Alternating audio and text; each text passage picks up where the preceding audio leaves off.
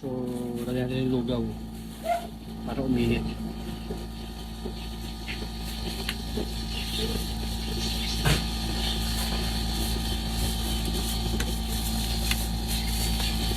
Yan, lugaw.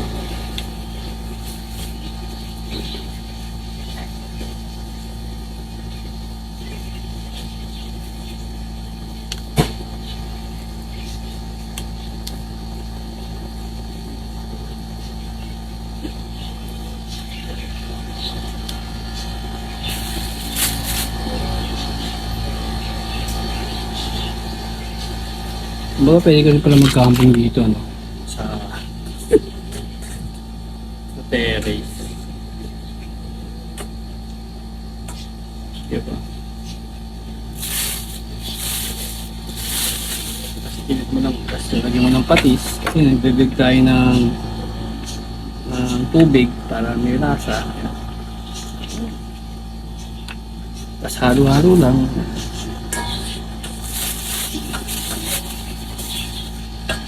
Diba?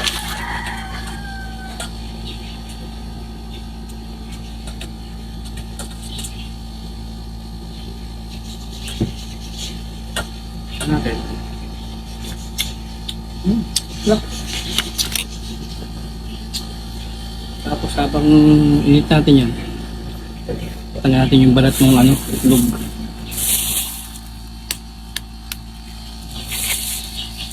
Patan ba itlog?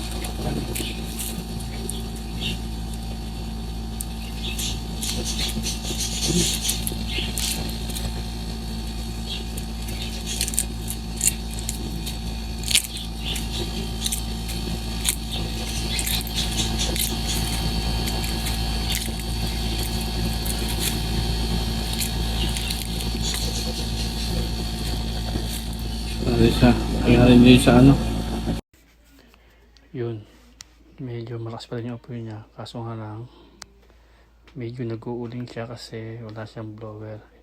May mga nabibili kasing ganito na Kalande use oil. Yun nasa online. Siguro around 1,000 plus yun eh. So may blower yun. Saka may burner. So yung apoy niya is nagpo-blue. So kaya hindi masyadong mauling. Ito kasi nag-uuling. Yan oh, guys oh, kumukulo na, di ba? At least naka-minus tayo nung gas sa silane o sa gasol. So gamit lang natin ito use oil. Di ba? Kung magluluto tayo ng mga noodles, mga instant noodles o pangkape na pakulo ng tubig, pwede na to. Makakatipid ka, di ba? O mag-iinit tayo ng mga sabaw na type over natin na mga sinabawan. So pwede na rin to. So guys, kumukulo na yung ating lugaw. So pwede natin kainin to. Yun lang. Salamat sa panonood. Let's eat lemon.